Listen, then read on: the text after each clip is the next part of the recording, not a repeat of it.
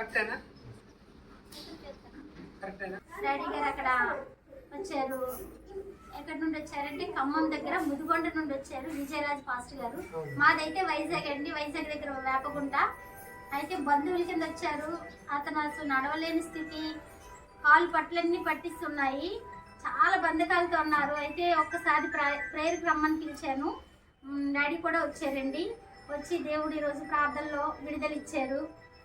తను కూర్చోలేకపోయేవారు. తర్వాత మేము మంగళం అండి, మా పని చేసుకునే వాళ్ళమి. పట్టు దొరకట్లేదని తను షాప్ క్లోజ్ చేసి చాలా రోజులు బట్టి మా పని బార్బర్ పని అండి మానేశారు.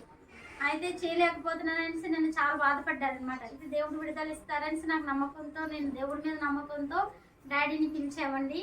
డాడీ గారు వచ్చి ప్రేయర్ చేశారు. అద్భుతంగా దేవుడు స్వస్థత ఇచ్చారు. అందరు పెట్టి దేవుని నామానికి మహిమ కలుగును గాక. డాడీ కూడా హృదయపూర్వక లేవలేకపోయాడండి, అలా కూర్చోలేకపోయాడు, చాలా ఇబ్బందితో ఉండేవాడు. దేవుడు అతనికి అద్భుతమైన విడుదల ఇచ్చాడు. ప్రభువు అనేది కూడా ఇంత ముందు తెలియదు. ఆ బిడ్డ తీసుకొని వచ్చినాడు. యేసయ్య నీకు స్వస్థత ఇచ్చాడా? మంచిగా జరిగింది. నువ్వు మాట్లాడు, నువ్వు మాట్లాడుతూనే నీకు మంచిగా ఉంది, ఆరోగ్యం కూడా చాలా సంతోషంగా ఉందండి. దేవుడు మంచి స్వస్థత ఇచ్చాడు. ఎవరు ఇచ్చారు స్వస్థ? ఎవరు? దేవుడు అంటే ఎవరు?